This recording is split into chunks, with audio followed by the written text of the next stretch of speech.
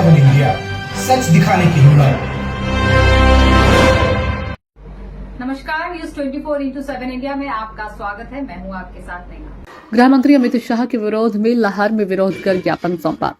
संविधान निर्माता का अपमान सहन नहीं, अमित शाह पर हो एफआईआर, वीरू धनोलिया। राज्यसभा में गृह मंत्री अमित शाह के द्वारा संविधान निर्माता बाबा साहब भीमराव अम्बेडकर के लिए किए गए आपत्तिजनक शब्द के विरोध में लाहौर में एसडीएम के माध्यम से महामहिम राष्ट्रपति के नाम ज्ञापन दिया गया, जिसमें मुख्य रूप से उपस्थित रहे वीरू धनोलिया ने कहा कि भारतीय संविधान निर्माता बाबा भीमराव अम्बेडकर का अपमान सहन नहीं किया जाएगा। देश के गृह मंत्री अमित शाह ने जो अम्बेडकर के बारे में बोला वह निंदनीय है। ऐसे शब्दों का उपयोग करना बाबा साहब डॉक्टर भीमराव अम्बेडकर का अपमान है, जिसके लिए अमित शाह को देश से माफी मांगनी चाहिए और अमित शाह पर कानूनी कार्रवाई होनी चाहिए। आगे धनोलिया ने कहा कि कभी कोई नेता संविधान बदलने की बात करता है तो कभी संविधान की प्रति जलाई जाती है। अभी महाराष्ट्र के मुंबई में बाबा साहब की प्रतिमा के पास संविधान की प्रति जलाई गई, उन लोगों पर भी कानूनी कार्रवाई की जाए। एवं ग्राम मझिया बदायूं में असामाजिक तत्व ने बौद्ध विहार को तोड़ दिया। ऐसी कई घटनाएं आए दिन होती रहती है, इन सभी पर अंकुश लगाया जाए।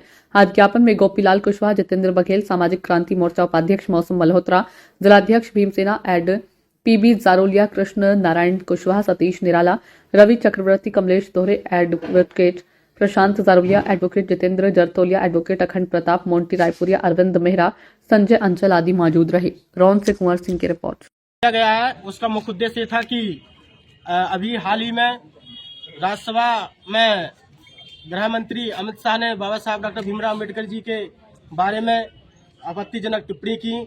उसके लिए आज यहाँ पर उपस्थित सभी लोगों ने मांग की है कि जल्द से जल्द भारत देश के गृह मंत्री अमित शाह पर कानूनी कार्रवाई हो और उनके ऊपर एफआईआर होनी चाहिए। जिस तरीके से बाबा साहब के अपमान के लिए एफआईआर होती है और अगर इस तरीके से जल्द कानूनी कार्रवाई नहीं होती है तो इसी लाहौर में यहीं पर थाने के सामने और एसडीएम ऑफिस के सामने पुतला दहन किया जाएगा।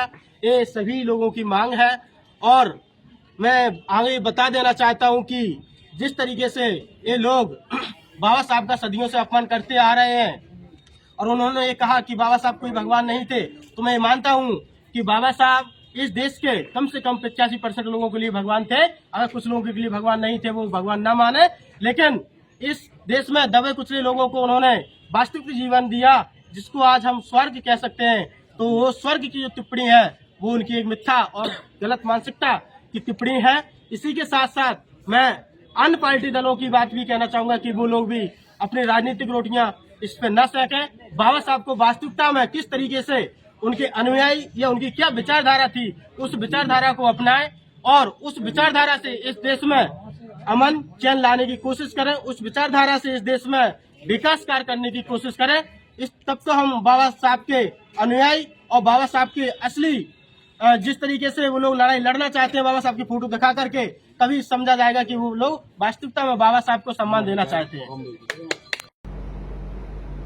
फिलहाल के लिए इतना ही, दीजिए इजाजत, नमस्कार।